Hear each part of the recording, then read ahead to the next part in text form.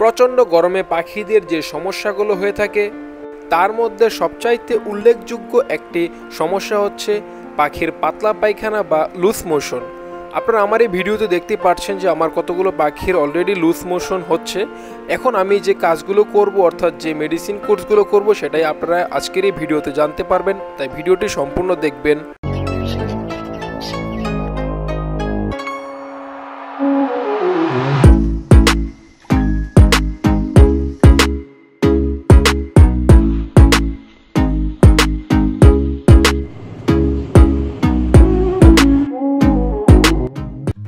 আসসালামু আলাইকুম ভিউয়ার্স, আশা করি আপনারা সকলে ভালো আছেন এবং আপনাদের শখের পাখিগুলো আল্লাহর রহমতে ভালো আছে।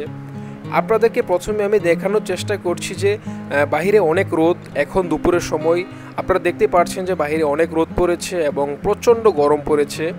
আপনারা এটাও দেখতে পাচ্ছেন যে আমার যে পাখির ঘরটা রয়েছে এটার উপরে কিন্তু একটা বড় গাছ রয়েছে, যার কারণে কিন্তু পাখির ঘরে অতটা রোদ পড়ছে না, তারপরেও কিন্তু অনেকটাই গরম পড়ছে, যার কারণে কিন্তু আমার পাখির অলরেডি লুজ মোশন হয়ে গেছে।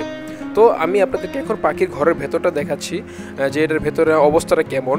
তো মূলত এই ঘরের উপরে টিনের চালা থাকার কারণে কিন্তু যতটুকু রোদ পড়ছে এর ভেতরে অনেকটাই গরম হচ্ছে ঘরটা, এবং এই গরমের ফলে পাখি লুজ মোশন হচ্ছে, আপনারা কিন্তু এখনও দেখতে পাচ্ছেন।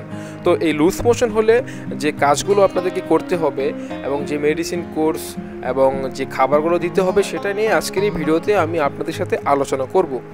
তো বেশি কথা না বাড়িয়ে ভিডিওর মেন টপিকে চলে যাচ্ছি। তার আগে ছোট্ট একটি কথা বলে নিতে চাই, যদি আপনি আমার এই চ্যানেলে নতুন এসে থাকেন তাহলে এখনই চ্যানেলটিকে সাবস্ক্রাইব করে ফেলুন, আর পাশে থাকা বেল বাটনটি অবশ্যই প্রেস করে ফেলুন যাতে পরবর্তী ভিডিও নোটিফিকেশনগুলো সবার প্রথমে আপনি পেয়ে যান। তো মূলত দেখেন আমার বিভিন্ন পাখির কেজে কিন্তু পাখির বাচ্চাও রয়েছে। তো এদের যদি লুজ মোশনটা হয়ে যায় তাহলে কিন্তু এদেরকে বাঁচানোটা অসম্ভব হয়ে পড়বে, তাই আমাকে এখনই কিন্তু কিছু কাজ করতে হবে।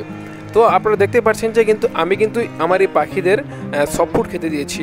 তো মূলত বেশি রোদ পড়লে বা বেশি গরম পড়লে পাখিদের কোনো soft food egg food medicine আপনারা দিবেন না, মানে যেগুলো ক্যালসিয়ামের ডিমের যে মেডিসিনগুলো রয়েছে সেগুলো দিবেন না, আর এগ ফুড দিবেন না, না দিলেই ভালো। কিন্তু আমি দিয়েছি সফট ফুড। তো এটা দেওয়ার কারণ হচ্ছে আমি কিন্তু 2-3 দিন ধরে পাখিকে তেমন সফট ফুড বা এগ ফুড কিছুই দিইনি, শুধুমাত্র দানা খাইয়েছি। তো এখন কিন্তু আমার পাখিকে আমি আজকে ভালো মতো ধুয়ে গাজর, বরবটি, ভাত এবং সজনে পাতা এই উপাদানগুলোকে কুচি করে কেটে এদেরকে খেতে দিয়েছি সফট ফুড হিসাবে।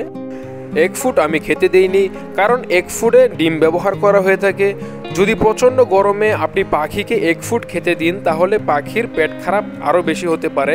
তো আপনি এগ ফুড এবং সফট ফুড মেডিসিন যাই কিছু হোক না কেন আপনারা এই প্রচণ্ড গরমে পাখিকে কোনোটাই খেতে দিবেন না, শুধুমাত্র দানা দিবেন, পাখিকে দৈনিক দুপুরবেলা গোসল করাবেন এবং পাখিকে ঠান্ডা বাতাস দিতে চেষ্টা করবেন, বা ঠান্ডা বাতাস যদি না পারেন তাহলে পাখিকে অর্থাৎ পাখির ঘরে যে জানালা রয়েছে সেগুলো খুলে দিবেন যাতে পাখির গায়ে বাতাস লাগে। তবে একটা ব্যাপার খেয়াল রাখবেন যাতে সরাসরি ঠান্ডা বাতাস বা কোনো বাতাসই পাখির গায়ে না লাগতে পারে।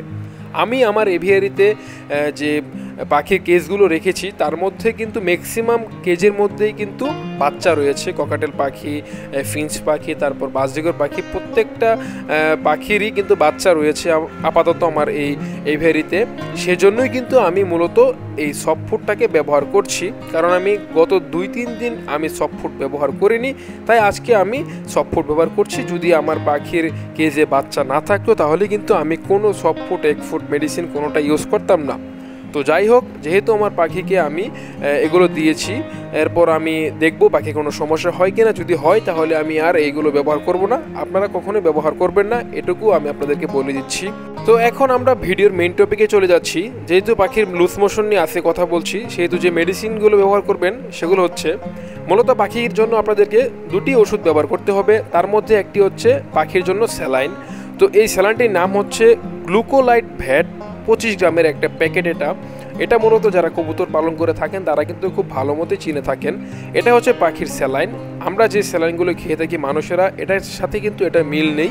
এটা মূলত যে পাখালি রয়েছে বা গবাদি পশু রয়েছে তাদেরকে কিন্তু এটা খাওয়ানো হয়। তো আপনারাও কিন্তু এটা ব্যবহার করবেন, হাঁস মুরগি সব কিছুর ক্ষেত্রে কিন্তু এটা ব্যবহার করা হয়ে থাকে। তো এটি মূলত আপনারা যেটা করবেন, 1 লিটার পানিতে 1 গ্রাম মাত্র ভালো মতো মিশিয়ে এই পানির সাথে ভালো মতো ছাঁকা দিয়ে মিশিয়ে তারপর পাখিকে খেতে দিবেন। আর এরপর যেটা ব্যবহার করবেন সেটা হচ্ছে অ্যানিডক্স। এই ওষুধটি কিন্তু পাখির পায়খানা যে কোনো সমস্যার ক্ষেত্রে ব্যবহার করতে পারেন। এটা আমি মূলত কালকে কিনে নিয়ে এসেছি, যেহেতু পাখির পায়খানার সমস্যা হচ্ছে। এটা মূলত গৃহপালিত পাখিদের জন্যই কিন্তু এটা তৈরি করা হয়েছে। তো এটাও কিন্তু আপনারা ব্যবহার করবেন 1 লিটার পানিতে 1 ml। এছাড়া কিন্তু যত প্রয়োগ বিধি বা যত নিয়ম কানুন রয়েছে সব কিছু কিন্তু এটার পেছনে লেখা রয়েছে, আপনারা ভালো মতো পড়ে তারপর ব্যবহার করতে পারেন। আর এটা ব্যবহারের একটা সমস্যা হচ্ছে, আমরা ম্যাক্সিমামে কিন্তু এই গুঁড়ো ওষুধগুলো ব্যবহার করতে পারি না, কারণ এদের যে পরিমাপটা রয়েছে সেটা পরিমাপ করতে পারি না, কারণ এটা লিকুইড ওষুধ না। তো এর জন্য কিন্তু আমি যে ছোট চামচটা ব্যবহার করছি সেই চামচটা আপনারা ব্যবহার করতে পারেন। এটা পাখির দোকান থেকে আমি মাত্র 10 টাকা দিয়ে কিনে নিয়েছি। এরকম 1 চামচ পরিমাণ হয় হচ্ছে 1 গ্রাম। তো আপনারা যারা 1 গ্রাম ওষুধ ব্যবহার করবেন তারা কিন্তু ওই চামচগুলো ব্যবহার করতে পারেন। আর যারা 2 গ্রাম তারা কিন্তু এই চামচ দিয়ে 2 বার ব্যবহার করলেই 2 গ্রাম হয়ে যায়। তো সেহেতু আপনারা এরকম একটা চামচ বাজার থেকে কিনে নিয়ে আসবেন। এখন কথা হচ্ছে যে আমরা এই ঔষধগুলোকে কতদিন কিভাবে খাওয়াবো সেটা জানতে পারবেন। তো দেখতে পাচ্ছেন যে আমি পাখিদের কিন্তু ওষুধটা ভালো মতো মিক্স করে নিয়েছি। আর এখন পরিষ্কার বাটিতে প্রত্যেকটা কেজে পাখিদের আমি এই ওষুধটা আমি দিয়ে দিব। দেখবেন দেওয়ার সাথে সাথে কিন্তু পাখিগুলো কিন্তু খাওয়া শুরু করে দিবে, আর এরা খেলেই কিন্তু আমার পাখির উপকার হবে। তো মূলত এখন আমি আপনাদেরকে জানাবো যে কোন ওষুধটা কতদিন ব্যবহার করবেন। যে স্যালাইনটা বলেছিলাম গ্লুকোলাইড ভ্যাট, এই ওষুধটির কোনো দিন বা কোনো সময় নেই। কারণ হচ্ছে যখনই পাখির প্রচণ্ড গরম লাগবে বা বাহিরে প্রচণ্ড রোদ উঠবে, গরম পড়বে, তখনই আপনারা এটা ব্যবহার করতে পারেন। সপ্তাহে 6-7 দিন ব্যবহার করতে পারেন, কোনো সমস্যা নেই। কিন্তু এখন যেহেতু আমি 2টা ওষুধ ব্যবহার করব, সেহেতু একটা নির্দিষ্ট দিন বা নির্দিষ্ট নিয়মে ব্যবহার করব। সেটা হচ্ছে আমি মূলত এই যে স্যালাইনটা রয়েছে সেটাকে 1 দিন ব্যবহার করব। যেমন আজকে আমি এদেরকে এই স্যালাইনটা খেতে দিয়েছি, আমি এই স্যালাইনটাকে 6 থেকে 8 ঘন্টা এদের কেজে রাখবো, এবং এর 1 দিন পর অর্থাৎ কালকে কিন্তু আমি ওই ওষুধটা ব্যবহার করব যে ওষুধটা পাখির পায়খানার ক্ষেত্রে ব্যবহার করে থাকি আমরা। পায়খানার কোনো সমস্যা হলে ব্যবহার করতে হয়, সেই ওষুধটা ব্যবহার করব।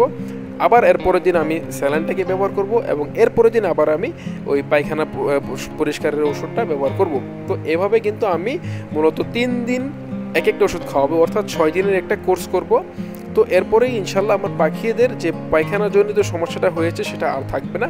আর এরপর আমি মূলত যেদিনই রোদ পড়বে সেদিনই স্যালাইনটা খেতে দেবো। আপনারা দেখতে পাচ্ছেন আমি ককাটেল পাখি, টিয়া পাখি সব পাখিকে কিন্তু আমি এই যে আজকে যে ওষুধটা বা স্যালাইনটা আমি মিক্সড করেছি সেটা খেতে দিয়েছি। তো এই যে স্যালাইন এবং এই যে ওষুধটার কথা আমি বললাম, এটা যদি আপনারা ব্যবহার করতে পারেন তাহলে আপনাদের পাখির আর কোনো সমস্যা হবে না ইনশাল্লাহ। তো আজকের ভিডিওটি এখানে শেষ করছি। যারা এতক্ষণ আমার পাশে ছিলেন এবং ভিডিওটি দেখেছেন তাদেরকে অসংখ্য ধন্যবাদ জানাই।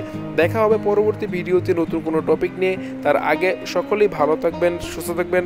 ধন্যবাদ সবাইকে।